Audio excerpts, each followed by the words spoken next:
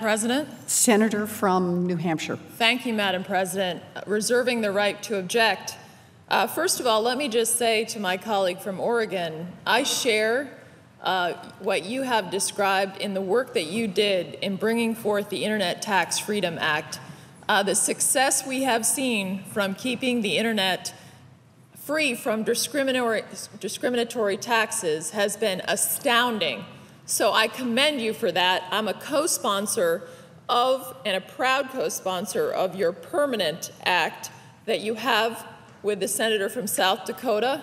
And I appreciate that you recognize how important it is that we keep this freedom for our internet that has been so productive for the American people and frankly giving people from all walks of life access to this great tool on the internet.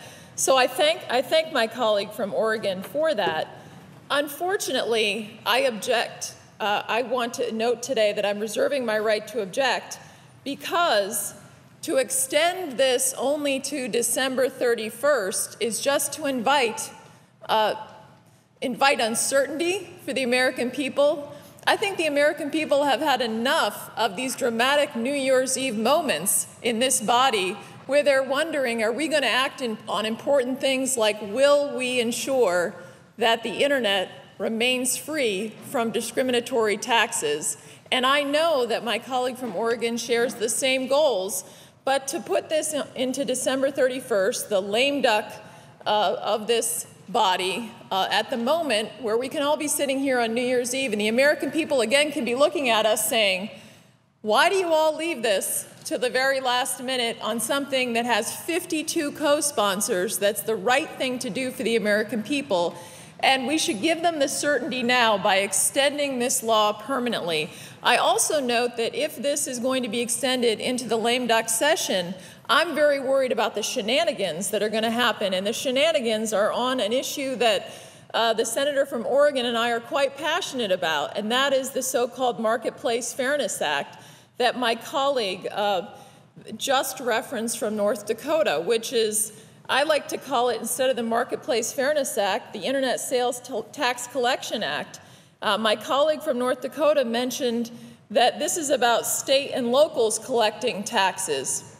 I respect that state and localities should be able to collect taxes, but for states like Oregon and New Hampshire that don't have a sales tax, why should our businesses, or why should any internet business in this country take on the responsibility, which has traditionally been the responsibility of state and local governments to collect taxes? Because under the so-called Market Fairness Act, what would happen is internet businesses across this country, including in states like Oregon and New Hampshire, would become the sales tax collectors for almost 10,000 tax jurisdictions in this country, which is a bureaucratic nightmare for so many thriving internet businesses. It's an anathema to states like ours of Oregon and New Hampshire who have chosen not to have a sales tax. And most importantly, to subject our great online businesses to the potential that they could be subject to an audit in almost 10,000 taxing jurisdictions, to me is the opposite of what I know my colleague from Oregon is trying to accomplish with all the work that he has done in this body, not only on the Widen Thune Internet Tax Freedom Forever Act, which I fully support, but all the other work that he has done to make sure that the internet remains free and prosperous in this country for the benefit of all the American people. So I object to what my colleague from Oregon has offered. I think a short-term fix is no fix at all. In fact, it just leaves the American people, again, uncertain that we will protect their rights against discriminatory taxes that can be imposed on them over the internet. And it also invites shenanigans with the so-called Marketplace Fairness Act that could get attached. And I know some of my colleagues have talked about that potential of attaching this unfair act, which I would like to call the Internet Sales Tax Collection Act, which makes our online businesses across this country the sales tax collectors for almost 10,000 tax jurisdictions in this nation. And so that, for those reasons, I object. I would like to see what my colleague from Oregon has put forth, which is excellent legislation, and I thank him for that, which is permanent tax freedom from the internet.